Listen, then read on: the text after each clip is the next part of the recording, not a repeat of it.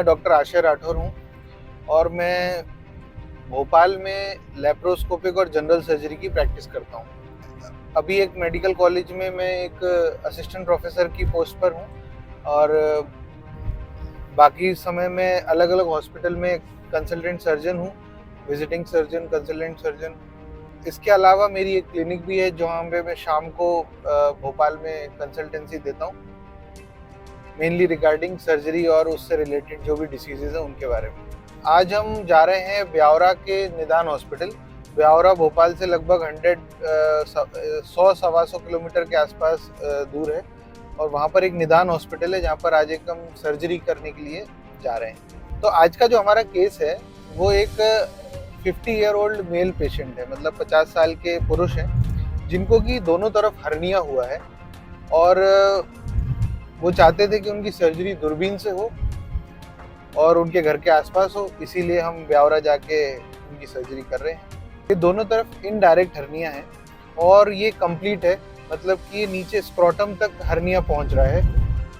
जो इनमें जो दोनों साइड का डिफेक्ट साइज है वो अराउंड 2 सेंटीमीटर के आसपास है, मतलब एक शायद 1.8 सेंटीमीटर है और एक 2.1 सेंटीमीटर है, ऐसा कुछ। सर्जरी आज जो हम करेंगे वो लेप्रोस्कोपिक करेंगे। लेप्रोस्कोपी में भी 2 तरह की सर्जरीज होती हैं।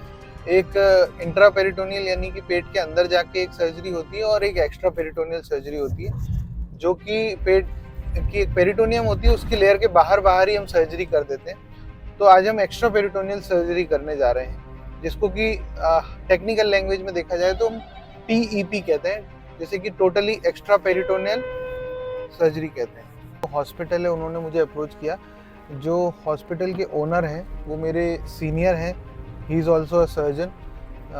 तो उन्होंने मुझे रिक्वेस्ट किया कि he has a patient who wants to get it operated by laparoscopy.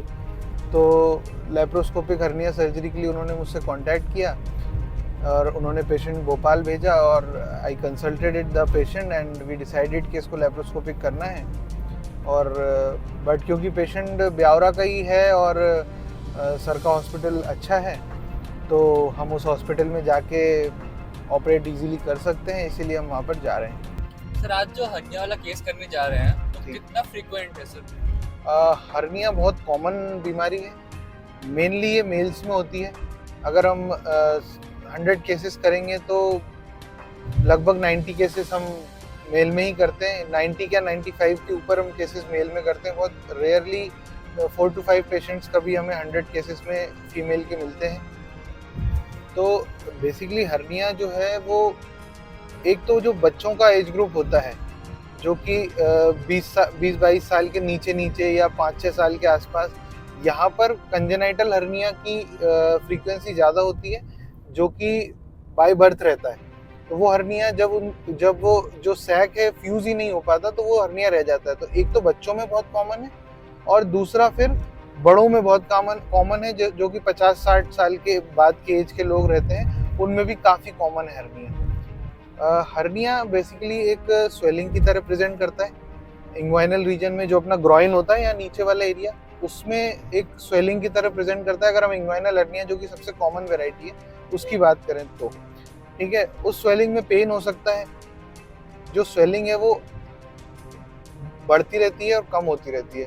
Basically hernia क्या होता है, एक डिफेक्ट होता है और वो डिफेक्ट के थ्रू हमारे पेट का जो कंटेंट होता है वो बाहर आता है और अंदर चला जाता है।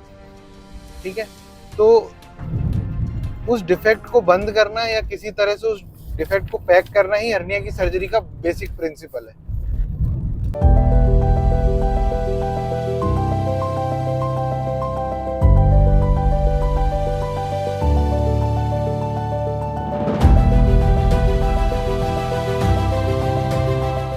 तो आज हम एक 62 ईयर ओल्ड मेल पेशेंट की लेप्रोस्कोपिक इंग्वाइनल हर्निया सर्जरी करने जा रहे हैं, जिसको कि बाइलेटरल मतलब कि दोनों साइड इंग्वाइनल हर्निया है।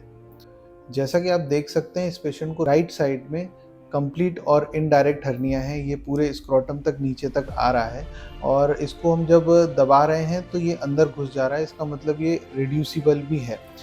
सर्जरी से पहले पेशेंट को अच्छे से स्क्रबिंग की जाती है जो एरिया हमें ऑपरेट करना है उसके लिए, और पेशेंट को जनरल एनेस्थीसिया देने की तैयारी की जा रही है फ़िलहाल। और हमें पेशेंट को भी और खुद को भी बहुत अच्छे से स्क्रब करना पड़ता है, तो इसके लिए जो हैंड वॉशिंग प्रोटोकॉल्स हैं वो सब फॉलो करते हैं और उसी के बाद हम सर्जरी के ओटी थिएटर में एंटर करते हैं। ये मेरे असिस्टेंट हैं बाबू, ये लगभग मेरी रीढ़ की हड्डी हैं।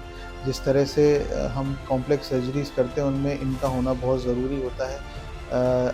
अभी जैसे ये मुझे गाउन पहना रहे हैं और ये मेक श्योर करते हैं कि किसी तरह से हमारा स्टरलाइजेशन ना टूटे, हमारी सर्जरी स्मूथ चले। तो ये मेरी सर्जरी के लिए एक बहुत ही इम्पोर्टेंट एस्पेक्ट है। टीईपी टेक्निक में हम लोग जो सर्जरी करते हैं वो पेरिटोनियम के जस्ट ऊपर करते हैं, जिसमें कि पेरिटोनियम जो है एब्डोमेन की आखिरी लेयर होती है, जिसके कि जस्ट ऊपर हम सर्जरी करते हैं। इसमें कमाल की बात यही है कि इस लेयर में एक्सेस करना ही सबसे डिफ़िकल्ट काम है इस सर्जरी का। एक बार हम इसमें एक्सेस ले लेते हैं तो हम 10 0 डिग्री कैमरा से इसको डिसेक्ट करते हैं इस स्पेस को। थोड़ा एडिक्वेट स्पेस बनाने के बाद इसमें जो स्कोप है हमारा कैमरा का उसको हम चेंज करते हैं और 10 30 डिग्री स्कोप की मदद से इसमें हम दो 5 के इंस्ट्रूमेंट्स डालने के लिए दो पोर्ट्स बनाते हैं जो कि 5 साइज़, मतलब लगभग इतना सेंटीमीटर के आसपास, मतलब आधा सेंटीमीटर के आसपास होता है। तो 5 के जो इंस्ट्रूमेंट्स होते हैं जो कि हमारे वर्किंग पोर्ट्स हैं जिनसे हमको काम करना है, वो इंस्ट्रूमेंट्स हम एब्डोमेन के अंदर डालते हैं। और उस स्पेस में डिसेक्शन, सबसे पहला जो डिसेक्शन हम लोग करते हैं वो मीडियल डिसेक्शन करते हैं, जिसमें कि हम प्यूबिक बोन से ब्लैडर को सेपरेट करते हैं। और उसके बाद हम लैटरल डिसेक्शन की तरफ प्रोसीड करते हैं, जिसमें कि हम लैटरल साइड, जो साइड वाला हिस्सा है हर्निया के, उसको डिसेक्शन करते हैं। इसमें हम पेरिटोनियम को मसल, ऊपर की मसल से अलग करते हैं। सबसे लास्ट पार्ट जो हम डील करते हैं वो होता है हर्निया का सैक। आपने एक बार मीडियल डिसेक्शन कर लिया, लैटरल डिसेक्शन कर लिया, उसके बाद हम सीधे हर्निया के सैक को डील करते हैं। ये अंदर से हर्निया ऐसा दिखता है, देख लो इसको, देखो ये गड्ढा दिख रहा है आपको, ये दिख रहा है सैक अंदर आ, ये हर्निया अंदर से ऐसा दिखता है। वेरी गुड बाबू, ये आप मेरी फिंगर का इंडेंटेशन देख सकते हैं, हर्निया अंदर से ऐसा दिखता है। चलिए आ जाइए। पर्टिकुलरली इस पेशेंट में हर्निया का सेट काफ़ी बड़ा है और काफ़ी लेंदी होने वाला है, तो इसके लिए हमारी जो स्ट्रैटेजी है वो ये है कि हम अभी हर्निया के सेट से कॉर्ड और जो गोनाडल वेसल्स हैं, जो वास डिफरेंस और गोनाडल वेसल्स हैं, इसको सैक से सेपरेट करेंगे और उस सैक को थोड़ा बहुत पुल करके, उसके कंटेंट्स को ऑब्जर्व करके, उस सैक को धागे से बांध कर कट करके हम उसको रिड्यूस कर देंगे। तो हमें पूरा सैक खींचने की ज़रूरत नहीं है, जिससे कि जो कि अननेसेसरी कॉम्प्लिकेशंस को बुलावा देना है।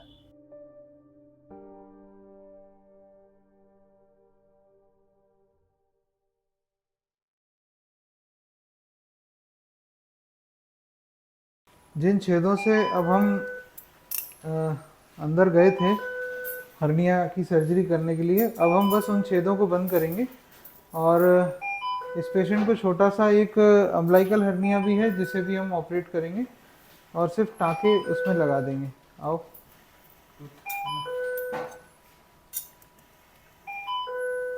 लगा दो सीधा।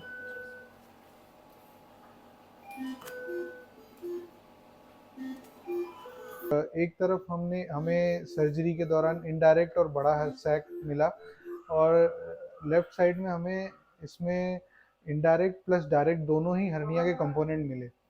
दोनों ही साइड के सैक को सेपरेट करके, हर्निया के सैक को बाकी जो वाइटल स्ट्रक्चर जैसे कि वास और गोनेडल वेसल्स रहती है उनसे सेपरेट करके हमने एक्स्ट्रा पेरिटोनियल लेयर में 15/12 की दोनों साइड सेपरेट इंडिविजुअल मैशेस बिछाई हैं और ऑपरेशन काफ़ी अच्छा रहा। कोई अनइवेंटफुल इवेंट, मतलब कोई अनडिज़ायरेबल इवेंट नहीं हुआ और बहुत ही अच्छे से केस संपन्न हुआ है। जो पूरा बड़ा सा हर्निया ऑपरेशन के पहले दिख रहा था वो अब नहीं दिख रहा है और पेशेंट एकदम स्वस्थ है।